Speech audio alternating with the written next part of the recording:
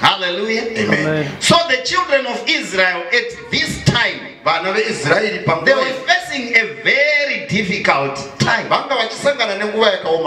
So that's the background to our theme as a ministry, where we are now talking about recovery and restoration.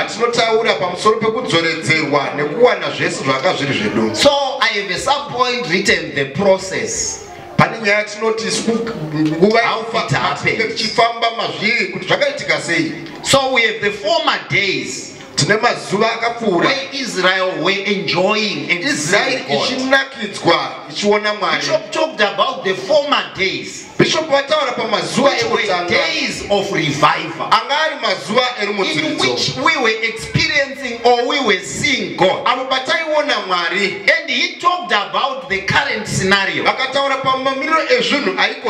he is saying we can't experiencing, we are not experiencing the power of God as we used to. So I'm here to announce that in the midst of the technological era,